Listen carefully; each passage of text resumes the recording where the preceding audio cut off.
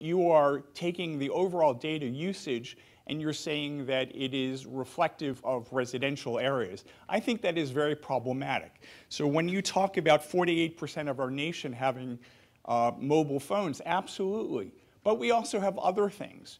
And I think that there's an absolute false equivalency when you talk about the percentage of people who use phones or the percentage of video that's going to be delivered via cellular connections or mobile connections. So I just want to make that point that statistics, quite frankly, are great, but they can lie, and numbers can say anything that you want. And so therefore, by very definition, I have real questions. So basically, the points that I'd want to make, and then they're with predicates, are the following.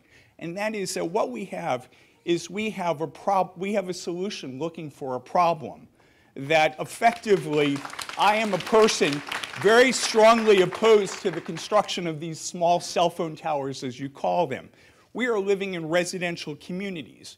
We are not living in highly dense communities. We are living in small, very small, dense populated communities. So the basic issue really is misstated. The second factor is that we already have high-speed internet connection. We have it from multiple sources. I personally just had over 150 MIPS brought to my house by Verizon. So the reality is that many of us are not looking for high-speed internet connection in our homes because we already have it. Sir, do you have a question? We want to get... So the basic question, and I'm sorry, but they spent a fair amount of time, and I'm just going to quickly go through it. So the bottom line is, I think that you need to place towers in areas where homes are not there, that they are an eyesore, that they lower property values, that lower property values mean less taxes for the county. Less taxes for the county means less services for its residents. This is a bad, bad option. And quite frankly, when I hear $18 million invested, I say, what are you making? What is your ROI? At the end of the day, this is about money. This is about the needs of large corporations. You each talked about your companies being publicly traded companies. And quite frankly, it should not be about money. It should be about community needs. When we bought into our communities, we bought into residential communities. We did not buy into communities that would have eyesores.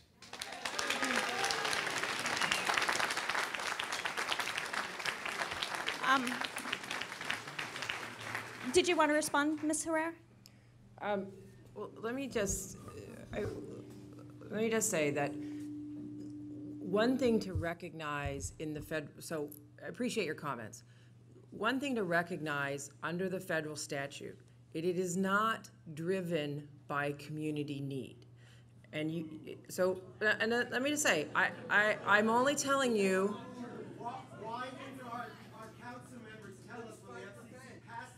Okay, the council member. Let's try to have a dialogue. Okay, so first, what we're talking about is a federal statute that's passed by the U.S. Congress, and in the back,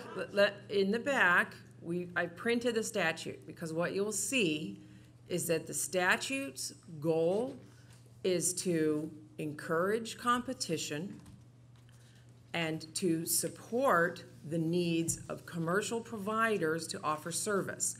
And what you're recognizing is that you receive, for example, broadband in a means where you have a wire that comes to your house, usually from a cable provider. And that works just fine. And another company comes along and says, I want to use a different technology in which I don't use wires at all. And when the FCC talks about things like 5G and preempting local zoning and all those things, what they're looking to do is to say, well, here's a new company, and they want to use a different technology. And the way that the law is set up is that we are not permitted to say, well, there's already one technology that's there, that's just fine. So what our job is to do is to try to find a way to manage the requirements that we cannot prohibit companies with good zoning. So I recognize your point, that you already have one means of getting it. What I'm just trying to say is that the federal law sets out that we cannot pick between different technologies, that we cannot prohibit these different technologies. And so we just have to find a way to be thoughtful and to address residents' concerns, to address issues of notice, and to balance that. Thank you. Thank you. We're going to try to get to as many questions.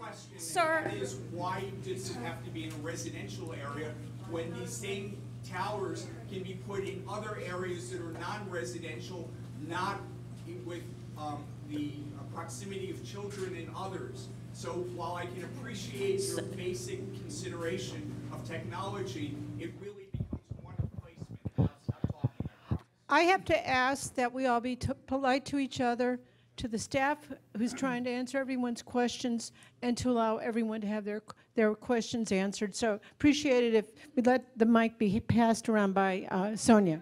Okay. Yeah, I'm going to.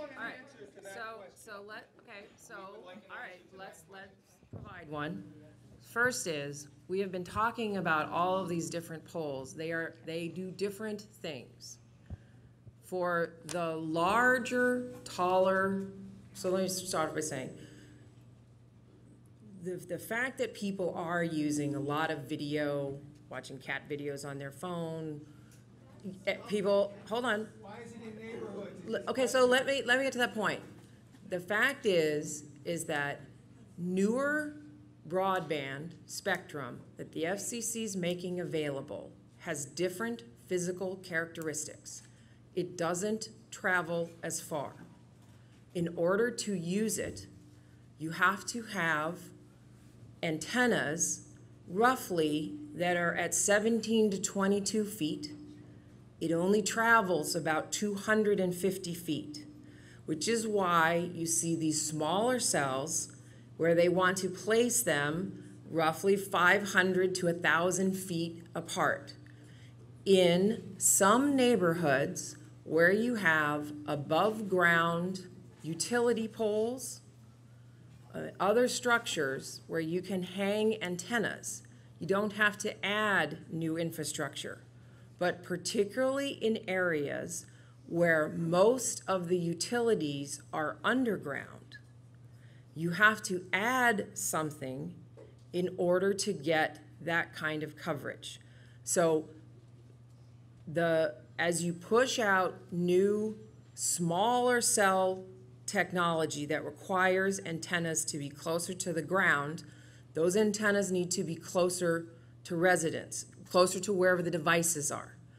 For the taller towers, 120, 75, those do not necessarily need to be in residential neighborhoods, and the county has, through its zoning, encouraged that those types of towers go to industrial areas or on large major intersections where that type of taller structures is more likely to blend in with the various medical building that may be there, convenience store, and so forth.